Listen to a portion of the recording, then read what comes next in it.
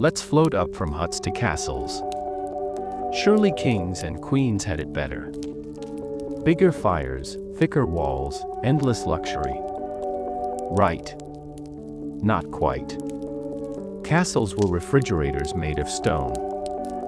Thick walls held the cold in as much as they kept enemies out. Early fireplaces had no chimneys, just smoke drifting upward. Rooms were damp, drafty, and cold enough to see your breath indoors. Nobles used tapestries as insulation. Not just decoration, actual medieval bubble wrap. Bedrooms had four-poster beds with curtains to trap heat. Warming pans with hot coals slid under covers. Cozy, yes. Also a fire hazard. Some royals literally roasted themselves in bed.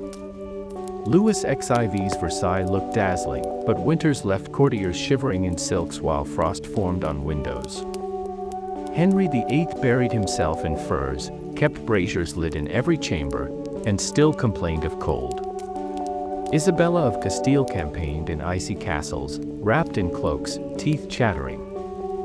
Furs became fashion. Ermine, sable, fox. Nobles swaddled themselves in expensive rodents while peasants wore itchy sheep wool. Spices like cinnamon and ginger were thought to warm the body, so nobles downed mulled wine as medicine. Not all royals coped well. Charles VI of France believed he was made of glass. He refused to move or change clothes for weeks in winter, convinced he'd shatter.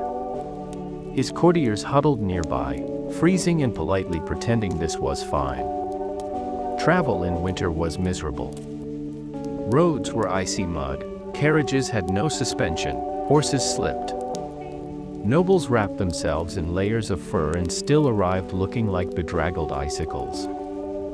So yes, kings had more fur and more food.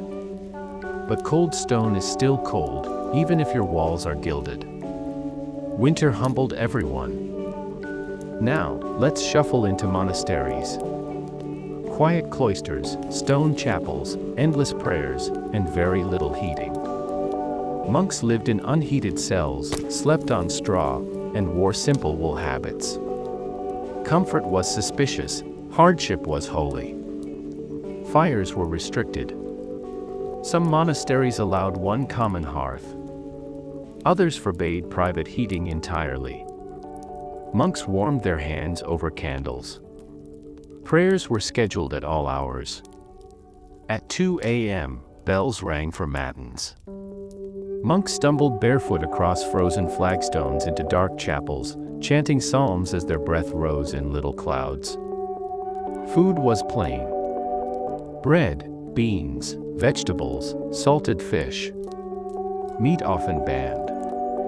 Winter meals were bleak, salted herring, thin gruel, weak ale. Warmth was not on the menu.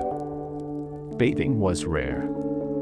Cold, unwashed monks huddled together in smoky halls, coughing through arthritis and frostbite. Scribal notes survive in manuscripts: "It is cold, my hand trembles." Proof that even saints hated winter. But monks and nuns embraced suffering as devotion. Cold was seen as sharing in Christ's trials. Hymns compared Christ to warmth, the Spirit to fire. Nuns sang of light in the frozen dark. Of course, not all were saintly. Some smuggled extra blankets. Some abbots scolded softness. Human nature never changes. But monasteries endured. Cold, yes. But filled with prayer, poetry, and resilience.